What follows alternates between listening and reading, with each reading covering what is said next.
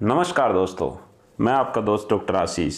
दोस्तों, आज मैं आपको किडनी फेलियर के होम्योपैथिक ट्रीटमेंट की पूरी जानकारी देने वाला हूं। तो यदि किसी का क्रेटिनिन लेवल 1.25 से ज़्यादा आ रहा है, यूरिया का लेवल 40 या 40 से ज़्यादा आ रहा है और अगर जीएफआर लगातार कम होता जा रहा है, शरीर में खून की कमी होती जा रही है, हीमोग्लोबिन कम होता जा रहा है, शरीर में विषैले तत्व लगातार बढ़ते जा रहे हैं, पेशाब कम आ रहा है, पेशाब खुल के नहीं आ रहा है, जिसकी वजह से शरीर में सूजन आने लगी है, तो ये सभी लक्षण किडनी के खराब होने के लक्षण हैं। ऐसे में आपको पहले 15 दिन में डायलिसिस की जरूरत पड़ेगी, फिर धीरे धीरे करके आपको 1 सप्ताह में डायलिसिस कराने की जरूरत पड़ेगी और किडनी के ऐसे पेशेंट भारत में बढ़ते ही जा रहे हैं।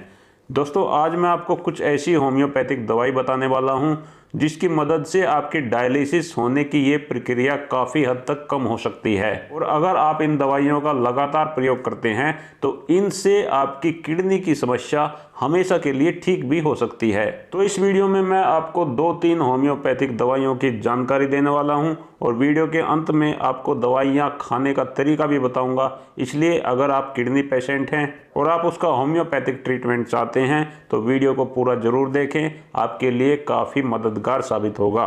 तो दोस्तों, चलिए सबसे पहले एक बहुत ही महत्वपूर्ण होम्योपैथिक मेडिसिन काली नाइट्रिकम के बारे में जान लेते हैं।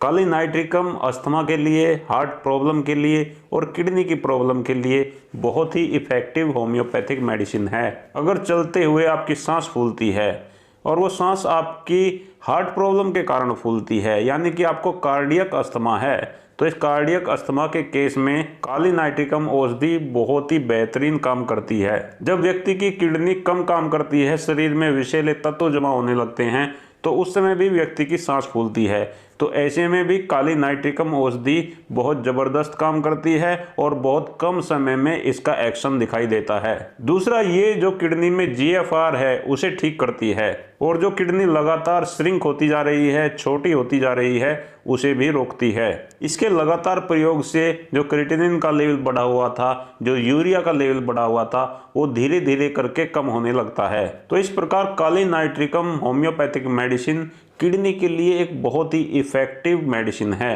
काली नाइट्रिकम के कुछ इंपॉर्टेंट सिम्टम्स मैं आपको बता देता हूँ।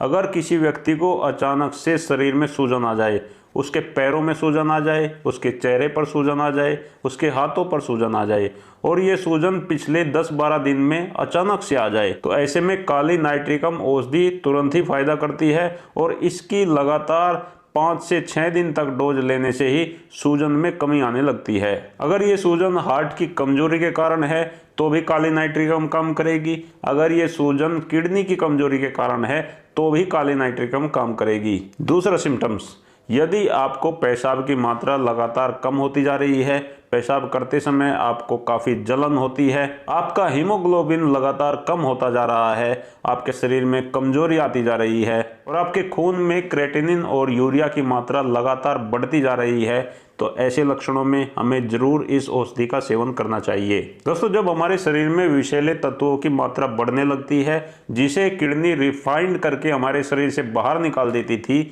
जब किडनी अपना काम कम कर देती है तो हमारे शरीर में जो टॉक्सिन्स है उनकी मात्रा बढ़ने लगती है, जिसकी वजह से हमारे मुंह में हर समय कड़वापन बना रहता है, हमें कमजोरी सी महसूस होती रहती है और इस कारण से व्यक्ति का ब्लड प्रेशर भी हमेशा बढ़ा हुआ रहता है। तो अगर ये सभी लक्षण आपके साथ आ रहे हैं तो आपको काली नाइट्रिकम औषधि को 30 पोटेंसी में दिन में 3 बार 4-4 बूंदे करके इस्तेमाल करना चाहिए। ऐसा आप लगातार 1 महीने तक करें। उसके बाद अपना जीएफआर टेस्ट कराएं। अगर टेस्ट में आपका जीएफआर लेवल कम हो रहा है, आपका यूरिया का लेवल कम हो रहा है, आपका क्रेटिनिन का लेवल कम हो रहा है, तो ऐसे में आपको फिर ये दवाई लगातार 6 महीने से 1 वर्ष तक कंटिन्यू रखनी चाहिए। ऐसा करने से आपके डायलिसिस धीरे धीरे करके कम होने लगेंगे। जो डायलिसिस पहले 1 सप्ताह में होता था वो 15 दिन में होने लगेगा, 1 महीने में होने लगेगा। और दूसरी बात यह है कि मैं आपकी अंग्रेजी दवाइयों की डोज भी बंद नहीं करा रहा हूं। आप अपनी अंग्रेजी दवाइयों के साथ साथ ही इस दवाई का इस्तेमाल कर सकते हैं। दोस्तों, दूसरी दवाई जो इसके साथ साथ आपको लेनी है उसका नाम है एल सीरम। ये दवाई आपको 7x की पोटेंसी में लेनी है। इसका चित्र मैं आपको दिखा रहा हूँ। बहुत इफेक्टिव दवाई है किडनी फेलियर के केस में। ये दोनों दवाई भी अगर आप साथ साथ लेंगे तो बहुत ज़्यादा असरकारक होगी।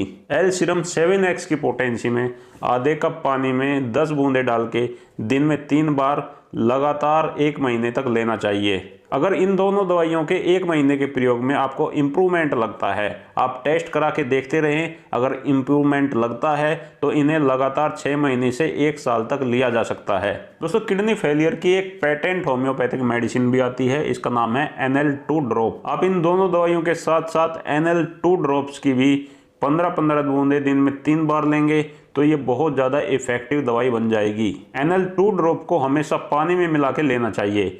इन तीनों दवाइयों का इस्तेमाल करते समय हमेशा इनमें 15-15 मिनट का गैप जरूर रख लें। दोस्तों, ये तीनों ही दवाई आपको किसी भी होम्योपैथिक शॉप से आसानी से मिल जाएगी। दोस्तों, मैं एक बार फिर से आपको बता देना चाहता हूँ कि आप अपने किडनी फेलियर के लिए जो भी ट्रीटमेंट ले रहे हैं उसके साथ साथ आप इन तीनों होम्योपैथिक दवाइयों को इस्तेमाल कर सकते हैं। इनका कोई भी साइड इफ़ेक्ट नहीं है। 1 महीने के प्रयोग करने के बाद आप अपना टेस्ट कराएं। अगर आपको इम्प्रूवमेंट दिखाई देता है तो इन्हें आप लगातार 6 महीने से 1 साल तक ले सकते हैं। बीच बीच में अपने टेस्ट कराते रहें। ये इतनी इफेक्टिव दवाई है दोस्तों कि अगर आप 3 महीने के बाद टेस्ट कराओगे तो मुझे पूरा विश्वास है कि आपका यूरिया का लेवल कम हुआ मिलेगा, आपका क्रिएटिनिन का लेवल कम हुआ मिलेगा और केवल 1 महीने के प्रयोग से आपके सिम्टम्स भी कम होने लगेंगे।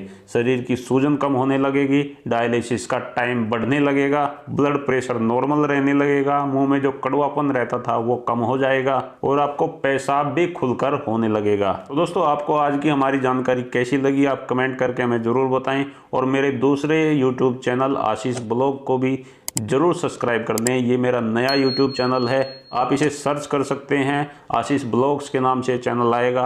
आप इसे ज़रूर सब्सक्राइब कर लें। इस पर भी मैं बहुत अच्छी होम्योपैथिक दवाइयों की वीडियो डालता रहता हूं। अंत में आप सभी से विदा लेता हूं। मिलेंगे कल फिर एक नई वीडियो के साथ। आप सभी का बहुत बहुत धन्यवाद। आपको मेरा नमस्कार।